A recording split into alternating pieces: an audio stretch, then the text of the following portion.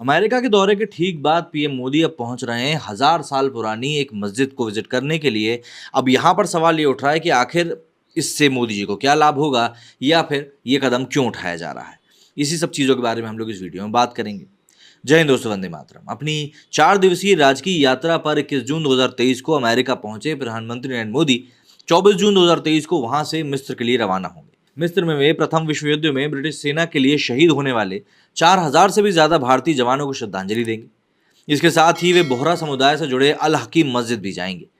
मिस्र की राजकीय यात्रा पर जाने वाले पीएम मोदी की यात्रा विवरण को लेकर भारतीय राजदूत ने जानकारी दी है। मिस्र की राजधानी काहिरा में भारत के राजदूत अजीत गुप्ते ने कहा कि पीएम अल हकीम मस्जिद का दौरा करेंगे, जो कि 11वीं शताब्दी में फतिमिद राजवंश के दौरान बनाई गई थी। बोहरा समुदाय फतिमिद वंश से ही आया है।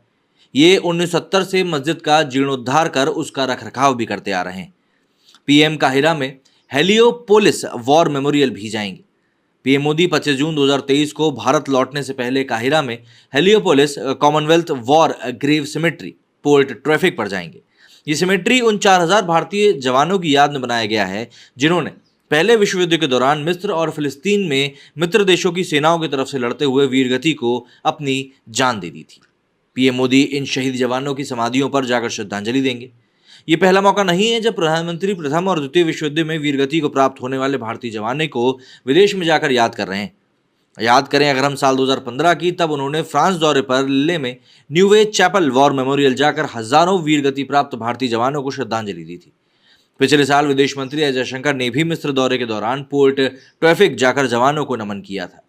बताते चले कि 1914 से 1919 से चले प्रथम विश्व युद्ध में ब्रिटेन ने 11 लाख भारतीय जवानों को लड़ने के लिए भेजा था। इनमें से 74,000 जवान वीरगति को प्राप्त हुए थे। इन भारतीय जवानों को फ्रांस, ग्रीस, उत्तरी अफ्रीका, मिस्र, फिलिस्तीन और इराक में दफना दिया गया था। इसके अलावा 70,000 भारतीय जवान अपाहिज होकर वापस लौटे थे। इस युद्ध में भारतीय जवानों को 9,200 से अधिक वीरता पुरस्कार मिले थे, जिनमें ब्रिटिश सेना का सर्वोच्च वीरता पुरस्कार विक्टोरिया क्रॉस भी शामिल था। इस युद्ध में उत्कृष्ट पराक्रम दिखाने के लिए 11 भारतीयों को विक्टोरिया क्रॉस से सम्मानित किया गया था। इन जवानों को ब्रिटिश सेना की तरफ से महज 15,000 रुपये महीना वेतन मिलता था। राष्ट्रपति अब्देल फतेह अल सीसी के निमंत्रण पर मिस्र की राजकीय यात्रा पर जा रहे पीएम मोदी अल हकीम मस्जिद जाएंगे। काहिरा स्थित इस ऐतिहासिक मस्जिद का नाम 16वें फातिमिद खलीफा अल हकीम 985 से 1021 तक जिनका कार्यकाल रहा था, इनके नाम पर रखा गया है। मस्जिद का निर्माण मूल रूप से अल हकीम के पिता खलीफा अल अजीज ने 10वीं शताब्दी के अंत में शुरू करवाया था, जिसे 1013 में पूरा किया गया था। काहिरा के बीचों बीच स्थित अल हकीम मस्जिद शहर की दूसरी सबसे बड़ी और चौथी सबसे पुरानी मस्जिद है। 13,560 वर्ग मीटर के क्षेत्र में फैली इस मस्जिद में 4 बड़े हॉल हैं जहां नमाज अदा की जाती है। वो सबसे बड़े हॉल हैं, ये करीब 4,000 वर्ग मीटर जितने बड़े हैं।